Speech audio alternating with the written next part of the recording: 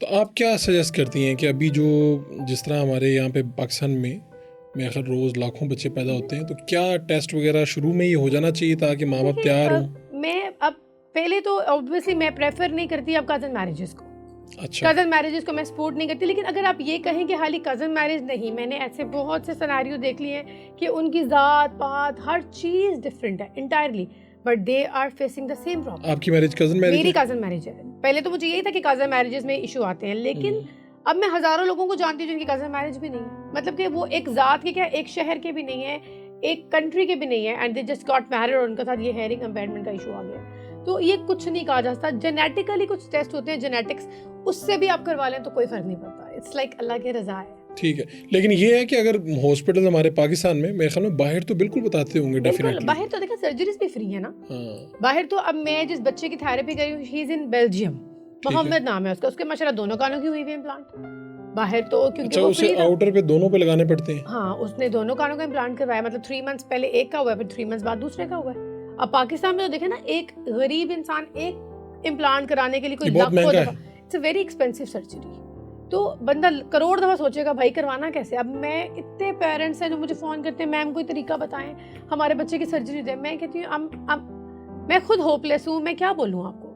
یہ میں اپنے گورنمنٹ سے بلکہ اپیل کرنا چاہوں گی کہ پلیز اس چیز کو دیکھیں. جو بچے بیچارے ہیئرنگ امپیئرمنٹ کی لائف گزار رہے ہیں، اس کے لیے ہماری گورنمنٹ کچھ کرے نا.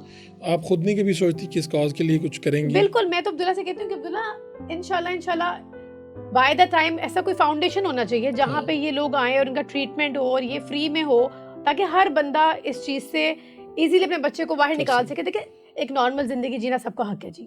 It's not like me only. ہر انسان کا، وہ امیر ہے یا غریب ہے، ایک اچھی زندگی گزارنا سب کی اٹس اے بیسک نیڈ. تو آپ کی اسٹوری کے بعد کتنے لوگوں نے آپ سے رابطہ کیا؟ بہت. اٹس بین لائک تو آپ کو تو لگا کہ جیسے پتہ نہیں پاکستان میں کتنے لوگوں کو یہ مسئلہ. میں آپ یقین کریں گے، میں لوگوں کا فارم کیا نا، کبھی کبھی تو لٹرلی آئی اسٹارٹڈ کرائنگ کہ یا اللہ کہ اتنی دنیا بیٹھی ہوئی ہے اور ہر بندے کا ڈفرینٹ سین ہے.